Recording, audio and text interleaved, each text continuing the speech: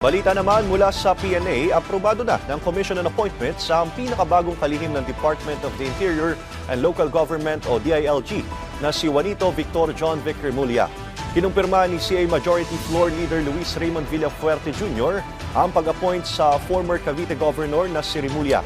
Anila, makakasama na nito ang kanyang kapatid na si Justice Secretary Crispin Remulla sa gabinete ni Pangulong Ferdinand R. Marcos Jr.